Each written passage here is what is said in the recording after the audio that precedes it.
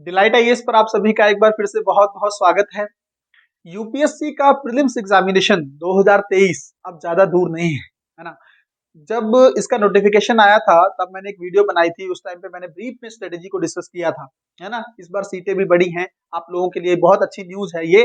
कहीं ना कहीं पर एक गोल्डन चांस है कि इस बार आप लोग सिलेक्शन ले लो। दूसरी बात यह है कि जैसे ही मैंने वो वीडियो बनाई थी, ब्रीफ डिस्कशन किया था स्ट्रेटेजी को लेकर, फिर भी बहुत सारे बच्चे डाउट में हैं कि सर अब जैसे लगभग लगभग आप देखेंगे तो 100 दिन का समय बचा है, 3 से 3.5 महीने का समय है ना। तो यहाँ से किस तरह की स्ट्रेटेजी को फॉलो करना चाहिए, किन एरियाज पर वर्क करना चाहिए, एक कॉम्प्रिहेंसिव स्ट्रेटेजी कौन सी हो सकती है जिसको लेकर हम कहीं ना कहीं पर 100% प्रीलिम्स में क्वालिफाई कर सकते हैं, इसको लेकर हम लोग आज गहराई से चर्चा करेंगे। सबसे पहले आप एक चीज समझो, वैसे तो ये प्रारंभिक स्टेज है ना, पहली स्टेज है यूपीएससी की, पर फिर भी इसको लेकर इतनी टेंशन, इतना तनाव क्यों है? दो कारण है उसके। पहली चीज कि एक तो अगर ये क्वालिफाई नहीं करोगे ये वाली स्टेज, तो मेंस लिखने का मौका ही नहीं मिलेगा, तो आगे की लड़ाई तो फाइट तो तभी कर पाओगे ना जब इसमें क्वालिफाई करोगे। दूसरी चीज या दूसरा संदर्भ ये देखिए आप कि पिछले 4-5 सालों में यूपीएससी ने जिस तरह से अपने आप को इवॉल्व किया है ना, उसका नतीजा ये निकल कर आया है कि प्रीलिम्स की जो स्टेज है, तीनों स्टेज में यूपीएससी की सबसे डिफिकल्ट स्टेज बनकर रह गई है ना। बहुत सारे बच्चे, अच्छे अच्छे तैयारी करने वाले बच्चे प्रीलिम्स क्वालिफाई नहीं कर पा रहे हैं। तो उस संदर्भ से, उस कंटेक्स्ट से भी प्रीलिम्स पर ज्यादा फोकस करना जरूरी बन जाता है ना। देखो यहां से अगर आप देखोगे लगभग 100 दिन बचा है, उसको लेकर आपकी क्या स्ट्रेटेजी रहनी चाहिए, इसको लेकर हम लोग आज बात करने वाले हैं ना। प्रीलिम्स 2023 को लेकर जब 6 महीने बाकी थे तब भी मैंने आप लोगों को एक कंप्लीट स्ट्रेटेजी बताई थी। अब यहाँ से लगभग ऑन एन एवरेज 100 दिन बचे हैं आपके, तो उसको लेकर आपकी क्या स्ट्रेटेजी होनी चाहिए, उन सब चीजों को लेकर हम बात करेंगे। सबसे पहले एक चीज आप ये समझो कि प्रीलिम्स को इजी बिल्कुल नहीं लेना है, क्योंकि मैं फिर से कह रहा हूं, प्रीलिम्स इजी लोगे ना तो मेंस की तैयारी कितनी। अब यहां से पहली चीज तो ये करो, मेंस को अब छोड़ दो, है ना। मेंस का जो पोर्शन है अब यहां तक आपको कहीं ना कहीं पर, क्योंकि देखो वैसे यूपीएससी का जो नोटिफिकेशन है ना 8 से 9 फरवरी के बीच में आता है, इस बार थोड़ा जल्दी आया है, तो कहीं ना कहीं पर हमें देखना होगा कि अब हमें मेंस को ज्यादा फोकस नहीं करना है। थोड़ा सा अगर आपको लगता है कि ऑप्शनल वगैरह का काम बचा है, थोड़ा रिवीजन बचा है, तो उसको 5-7 दिन में निपटाकर उसको वाइंड अप करके रख दीजिए अलग से, है ना। अब फोकस करना चाहिए आपको कंप्लीटली प्रीलिम्स पर, क्योंकि अगर प्रीलिम्स क्वालिफाई होगा तभी मेंस में बाद में और अच्छे से वर्क कर लेना। में जो ऑप्शनल का काम बचा है या नोट्स का मेंस का बचा होगा, जो जो मुझे लगता है जो सिंसियर बच्चे होंगे या सीरियस बच्चे होंगे, उन्होंने 80 से 90% वर्क जो नोट्स मेकिंग का है वो कंप्लीट कर लिया होगा इस बार के लिए, है ना। जिन्होंने ये नहीं किया है वो थोड़ा सा परेशानी उनके लिए बढ़ सकती है। दूसरी चीज ये समझो, तो फिर यहां से अब इन 100 डे में किस तरह से हमें एक रणनीति बनानी चाहिए। तो एक तो आप ये समझो कि कौन से, अभी देखो सबसे पहले ये देखो, अपने आप को पहचानो, खुद को पहचानो। मतलब खुद को पहचानने का मतलब ये है कौन से एरिया स्ट्रांग है आपके। अगर आपको लगता है कि मान लीजिए आपका पॉलिटी स्ट्रांग है, ठीक है, आपको लगता है कि आपका जो है इकोनॉमी स्ट्रांग है, आपको लगता है आपका एनवायरमेंट स्ट्रांग है, अगर आपको लगता है कि आप करंट अफेयर में अच्छा कर सकते हो, कम से कम 3 से 4 एरियाज तो होंगे जो अच्छे स्ट्रांग, जिन पर पकड़ अच्छी होगी, है ना। तो इन एरियाज पर आप थोड़ा फोकस कम करना है ना। किन एरिया पर ज्यादा फोकस करना है। दूसरा, अपने आप को पहचानो के अंदर आप देखोगे वीक एरियाज कौन से हैं, कमजोर एरियाज आपके कौन से हैं। जैसे मान लीजिए हिस्ट्री है, ये मैं इसलिए इसको कमजोर में रख रहा हूं क्योंकि हिस्ट्री में फैक्ट बहुत सारे हैं, और पिछले 2-3 सालों में आप देखा है यूपीएससी ने इतने रैंडम क्वेश्चन हिस्ट्री में पूछे हैं कि पेपर के बाद भी उसका आंसर ढूंढना बड़ा मुश्किल हो पा रहा है ना। तो हिस्ट्री को आपको ज्यादा ध्यान में रखना है, क्योंकि 20 से 22 क्वेश्चन पूछ रहा है। और क्या हो गया हिस्ट्री में भी, अगर आप देखेंगे ना, एंशिएंट और मिडीवल आज से 3-4 साल पहले ज्यादा नहीं पूछा जाता था, 2 से 3 क्वेश्चन आते थे। अब एंशिएंट और मिडीवल को मिला के 8 से 9 क्वेश्चन पूछे जा रहे हैं, और 10 से 11 क्वेश्चन आपका मॉडर्न हिस्ट्री में। आज भी मॉडर्न हिस्ट्री की रेलिवेंस जो है बरकरार है। तो आपको हिस्ट्री पे वीक एरियाज में रख सकते हो अगर आपको लगता है, और अगर किसी का तो ऑप्शनल है और जिनको बिल्कुल फैक्ट रटे हुए हैं, वो इसको भी अपने स्ट्रेंथ वाला जो एरिया है उसमें रख सकते हो। जैसे मान लीजिए इसमें आपका साइंस एंड टेक्नोलॉजी वाला पोर्शन है ना। ये अगर आप देखेंगे कि history and science and technology है, मान लीजिए इसमें कल्चर भी आ जाता है आपका, कि कल्चर का कई बार पता नहीं चलता, लिटरेचर कहाँ से यूपीएससी पूछ लेता है, तो ये सब चीजें मान लीजिए आपके अंदर है। या आईआर जैसे है, जो आपका ज्योग्राफी है, ठीक है, ज्योग्राफी मुझे लगता है एक वो होना नहीं चाहिए वीक एरिया के तौर पर। ज्योग्राफी में मेनली फोकस करना है मैपिंग पे।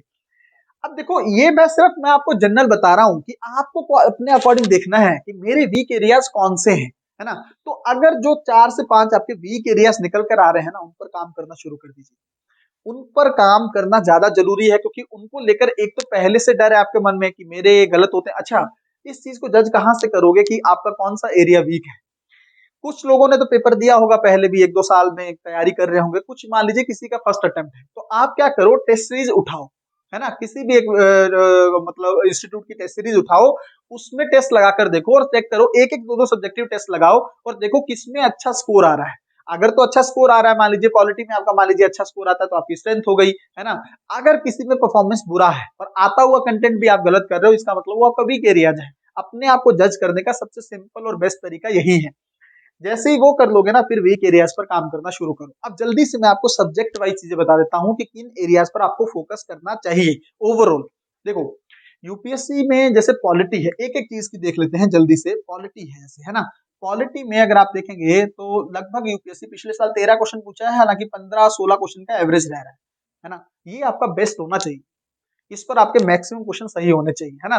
पॉलिटी के लिए सोर्स जैसे है, मैंने आपको बताया एनसीईआरटी है, लक्ष्मीकांत है, थोड़ा थोड़ा डीडी बसु को फोकस कर सकते हैं, इन सब चीजों को फोकस करके अच्छे से वर्क कर सकते हैं।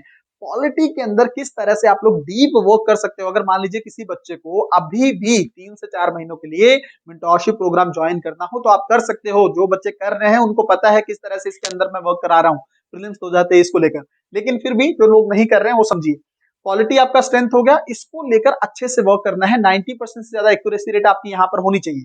दूसरा आप देखिए, जैसे इकोनॉमी है, अगर आप देखेंगे ना, तो इकोनॉमी में क्या है, स्टैटिक वही कॉन्सेप्ट है, इन्फ्लेशन पूछ रहा है बार बार। अगर आप देखेंगे आरबीआई की जो एडमिनिस्ट्रेटिव अप्रोच है, उसको लेकर बार बार क्वेश्चन पूछे जा रहे हैं।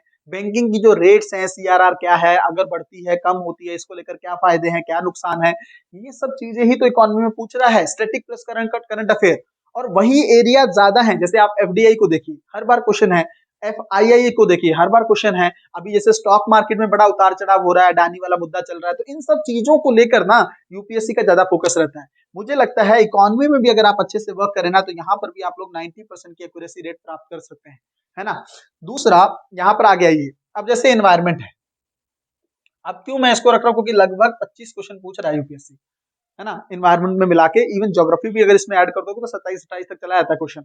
तो एनवायरमेंट में अगर इतने सारे क्वेश्चन पूछ रहे हैं, फॉरेस्ट का एग्जामिनेशन यूपीएससी का साथ में ही होता है प्रीलिम्स का, इसलिए यूपीएससी इन्वायरमेंट पर ज्यादा फोकस करता है। तो एनवायरमेंट में आपको क्या करना है, एक इसके दो सेगमेंट है। एक तो आपका बेसिक है, जैसे इकोलॉजी क्या है, एनवायरमेंट क्या है ना, बायोडाइवर्सिटी किसको बोलते हैं, या फिर आप देखेंगे नेशनल पार्क्स क्या हैं, ठीक है, वाइल्ड लाइफ सेंचुरीज क्या हैं, या फिर आप देखोगे वेटलैंड्स वगैरह क्या, इनकी डेफिनेशंस वगैरह का पॉइंट हो गया। दूसरा होता है एनवायरमेंट में, जैसे मान लीजिए इन्हीं नेशनल पार्क वगैरह की मैपिंग, है ना, कौन सी रिवर कहाँ से निकल रही है, कहाँ पर कौन सा मौसम या जलवायु है, किसी नेशनल पार्क की क्लाइमेटिक कंडीशंस क्या है, ये भी यूपीएससी ने क्वेश्चन पूछे हैं। वहां से कौन सी रिवर निकल रही है, कौन सा वाइल्ड जो है वहां पर वन्य जीव अगर आप देखेंगे वहां पर कौन कौन से रहते हैं, कौन स्पेसिफिक है एक ही एरिया का, इन सब चीजों को लेकर कहीं ना कहीं पर यूपीएससी का फोकस रहता है। तो आपको वही तो फोकस करना है एनवायरमेंट पे, है ना। तो वो अगर आप देखेंगे ना, तो जो जो चीजें बता रहा हूँ इसी के आसपास यूपीएससी का एनवायरमेंट दिखता है आपको। प्रीवियस ईयर उठा के देखेंगे तो आपको वहीं पर क्वेश्चन दिखेंगे। प्लस पॉल्यूशन जैसे है ना। अब पॉल्यूशन क्यों, अब आप लोगों को लगता है कि सर पॉल्यूशन पे यूपीएससी इतना फोकस क्यों करता है, वो इसलिए करता है, क्लाइमेट चेंज हो रहा है और पॉल्यूशन बढ़ रहा है, ना सिर्फ भारत में बल्कि विश्व में। तो यूपीएससी के लिए भी एक चिंता की बात है ना, कि कल को अगर आप लोग ब्यूरोक्रेट्स बनते हो, आईएएस बनते हो, और उससे आगे आप लोग जाते हो फॉरेन सेक्रेटरी के लेवल पर भी, तो कहीं ना कहीं पर आपके पास वो आइडियाज होने चाहिए कि नहीं होने चाहिए। इवन यूपीएससी खुद जानना चाहता है कि आप किस तरह से एनवायरमेंट को लेकर आपका पर्सपेक्टिव क्या है, किस तरह से आप सोचते हैं, प्रदूषण को कम करने के लिए आपकी मेंटेलिटी किस तरह से वर्क करती है। इन चीजों को लेकर कहीं ना कहीं पर यूपीएससी का फोकस रहता है।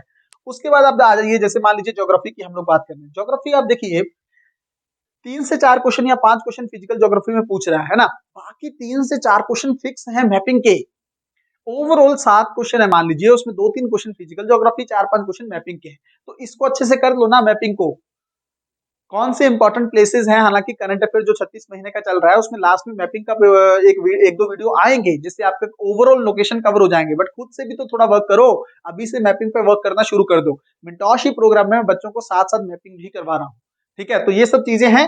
अब आप देखिए ज्योग्राफी में, जैसे मान लीजिए आपको इस पे फोकस करना है ना। अब आपका क्या बचा, जैसे साइंस एंड टेक्नोलॉजी है, तो साइंस एंड टेक्नोलॉजी को लेकर आपको एक चीज ध्यान में रखनी है कि 13 क्वेश्चन पूछ रहा है यूपीएससी, है ना, 12 से 13 क्वेश्चन। बट टेक्नोलॉजी कौन सी, जो इमर्जिंग टेक्नोलॉजीज हैं वही सेम, वही बिटकॉइन पूछ रहा है क्रिप्टो करेंसी के तहत, वही नैनो टेक्नोलॉजी पूछा जा रहा है, वही रोबोटिक्स पूछा जा रहा है, वही सुपर कंप्यूटर पूछा जा रहा है ना। ये सब चीजें क्या है, ये वही इमर्जिंग टेक्नोलॉजीज है। इंटरनेट ऑफ थिंग्स है, जैसे 4G 5G है, 5G 6G है, इन दोनों का कंपैरिजन है। तो वही इमर्जिंग टेक्नोलॉजी 12 से 13 क्वेश्चन में साइंस एंड टेक्नोलॉजी में पूछ रहा है।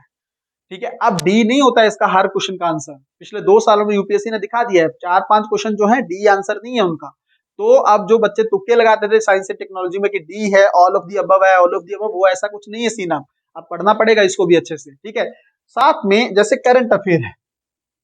ठीक है, अब करंट अफेयर को लेके अगर आप लोगों को परेशानी ज्यादा है, आप लोगों को लगता है कि नहीं मैं डिपेंड नहीं होना चाहता किसी एक सोर्स पे, तो आप कहीं से भी पढ़ें।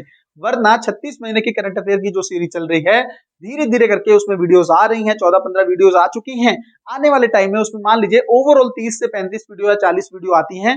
उसमें आपका पिछले 36 महीने का कंटेम्परेरी, कंटेम्परेरी वर्ड यूज कर रहा हूं मैं। ठीक है, पिछले 12 महीने का करंट अफेयर यूपीएससी इतना फोकस नहीं कर रहा है, कंटेम्परेरी करंट अफेयर पर ज्यादा फोकस कर रहा है। तो पिछले 24 से 36 महीने में जो मोटी मोटी घटनाएं हुई हैं, जिसको लेकर सवाल बन सकता है, वो सारा कंटेंट जो है मैं आप लोगों के सामने 34 से 35 वीडियो में या 40 वीडियो में रख दूंगा।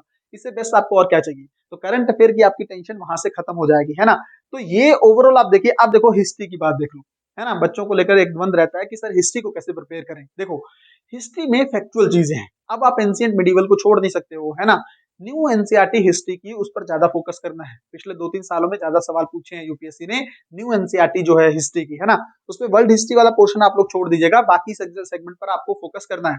तो हिस्ट्री के साथ आपको ये करना है कि मॉडर्न हिस्ट्री के लिए स्पेक्ट्रम को बहुत अच्छे से एकदम मतलब घोट के पी जाइए उसको, है ना। कौन कौन सी चीज कहां पर हो रही है, सीक्वेंस क्या है, जो कमीशन आए हैं जैसे कैबिनेट मिशन है, अगर अगस्त प्रस्ताव क्या है, कौन सा पहले आया कौन सा बाद में आया, ये सब चीजें आपको एकदम क्लियर होनी चाहिए, है ना। तो वहीं पर वो क्वेश्चन पूछ रहा है तो आपको पता होना चाहिए गोलमेज सम्मेलन किसमें गांधी जी ने भागीदारी की, किसमें नहीं की, एकदम चीजें क्लियर होनी चाहिए। तो मॉडर्न हिस्ट्री को तो आपको बिल्कुल नहीं छोड़ना है। स्पेक्ट्रम उससे कहीं ना कहीं पर रामबाण है, उसको अच्छे से पढ़ लीजिए।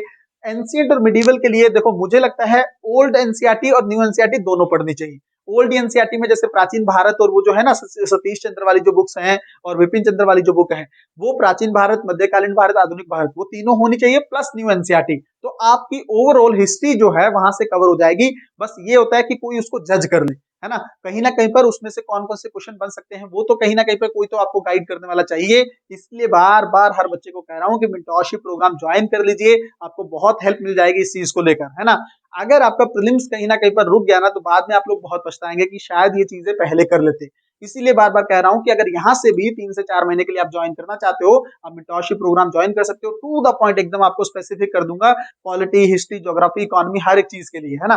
तो ये आपका ओवरऑल एजेंडा होना चाहिए अभी पिछले 100 दिन का, है ना। अभी जो 100 दिन बचे हैं इसके लिए क्या, अब आप कैसे करो, फिर देखो वर्क कैसे करना है। अब पहले वो एरियाज उठाओगे जैसे जो वीक है ना। उनमें जैसे मान लीजिए हिस्ट्री आपका वीक है तो हिस्ट्री को पहले अच्छे से कर लो। फिर दूसरा क्या करो, फिर एनवायरमेंट पे आ जाओ। क्योंकि और एक देखो 2 चीजों पे वर्क करना है। एक आप प्रायोरिटीज रखोगे जो आपके वीक एरियाज हैं। दूसरा एक प्रायोरिटी ये मन में चलनी चाहिए क्वेश्चन किससे ज्यादा पूछे जा रहे हैं। जैसे मैंने बोला ना कि 3 से 4 सब्जेक्ट होने चाहिए जिसमें आपकी 90% से ज्यादा एक्यूरेसी रेट होनी चाहिए। जैसे आपका पॉलिटी है, जैसे आपका इकोनॉमी है, जैसे आपका करंट अफेयर है, जैसे आपका इन्वायरमेंट है। अगर इतना चारों में कर लोगे ना 90% एक्यूरेसी रेट, 90% ज्यादा पॉसिबिलिटी है आपकी सब क्वालिफाई करने की, है ना। कट ऑफ कितनी जा रही है, 100 के आसपास तो जा रही है। 50 क्वेश्चन सही करने नेगेटिव कट करके। तो आप ये सोच लो कहीं ना कहीं पर अगर 70 से 75 क्वेश्चन का टारगेट लेकर चलोगे तभी क्वालिफाई कर पाओगे, वरना दिक्कत होगी। रिजल्ट तक 20 दिन वेट करना पड़ेगा और बहुत परेशानी होगी अलग से। और एक आध नंबर पर अपने आप को छोड़ के आओगे तो बहुत परेशानी कहीं ना कहीं पर सामना करना पड़ेगा आप लोगों को। ठीक है, तो मुझे लगता है ये ओवरऑल स्ट्रेटेजी है प्रीलिम्स 2023 को लेकर। आप लोग इस पर वर्क करिए। फिर भी कोई डाउट बचे आप कमेंट के माध्यम से चीजें पूछ सकते हैं। हम लोग, मैं कोशिश करूंगा कि वहां पर उसका भी वो डाउट भी आपका क्लियर हो, है ना। सी सेट पे फोकस कर लीजिएगा, इसको लेकर ऑलरेडी एक वीडियो आ चुकी है, उसको लेकर आप लोग वर्क कर लीजिए। सी सेट पर अच्छे से एक बेस्ट रणनीति मैंने आप लोगों को बता दी है ना। एक कंप्लीट स्ट्रेटेजी क्या होनी चाहिए यहाँ से सी सेट को लेकर मैंने अच्छे से बता दी है। एग्जामिनेशन में किस तरह से सी सेट को वर्क करना है वो सब चीजें उस वीडियो में है। तो जिन बच्चों ने वो वीडियो नहीं देखी है उसको अच्छे से देख लें और इस वीडियो पे कहीं ना कहीं पर इसको 2-3 बार ध्यान से सुन लें और फिर जो चीजें बताई गई हैं उस पर वर्क कर लें। आने वाले 100 दिन में अगर आप इन चीजों को फॉलो करते हैं तो आपको बहुत ही ज्यादा बेनिफिट एग्जामिनेशन में होने वाला है। ठीक है भाई, मिलते हैं अगली वीडियो में। तब तक अपना ध्यान रखें, अपनी पढ़ाई को बहुत अच्छे तरीके से करते रहें। बहुत बहुत धन्यवाद।